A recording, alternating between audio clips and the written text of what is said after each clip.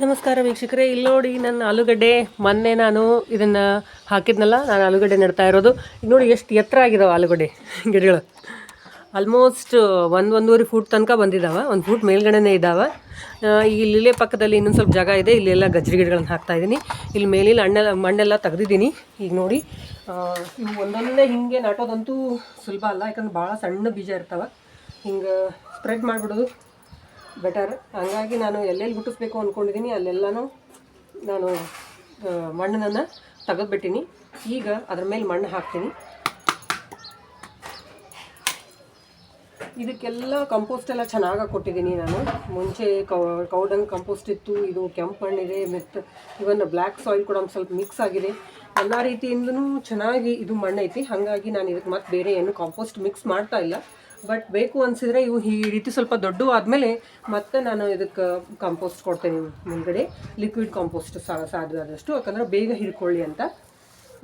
ಈಗ ಇಲ್ಲಿ ನೋಡಿ ನನ್ನ ಟೊಮೆಟೊ ಎಷ್ಟು ಚೆನ್ನಾಗಿ ಬೆಳೆದಿದ್ದಾವೆ. ಅದಕ್ಕೂ ಬಹಳ ಕಂಪೋಸ್ಟ್ ಬೇಕಾಗಿದೆ, ಯಾಕಂದರೆ ಇಷ್ಟೊಂದು ಹಣ್ಣು ಬಿಡುವ ಹೊತ್ನಾಗ ಆ ಗಿಡ ಬಹಳಷ್ಟು ನ್ಯೂಟ್ರಿಷನ್ಸ್ನ ಕೇಳ್ತದೆ.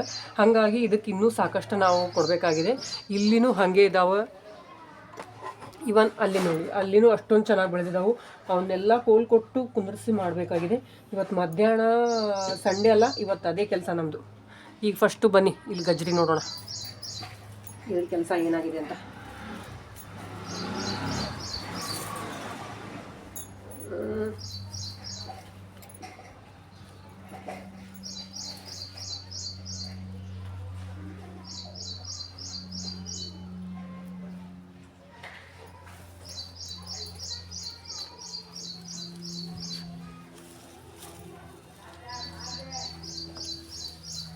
ಈಗ ಇದಕ್ಕೆ ಚೆನ್ನಾಗಿ ನೀರು ಬಿಟ್ಬಿಡೋಣ.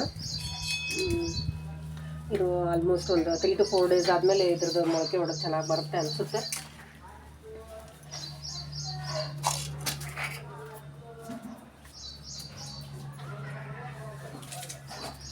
ನೀವು ಕೇಳ್ಬೋದು ಇದೇನಿದು ಇಷ್ಟು ಮಧ್ಯಾಹ್ನ ಹೊತ್ತು ನೀವು ಗಾರ್ಡನಿಂಗ್ ಮಾಡ್ತಾಯಿದ್ರಿ ಅಂತ.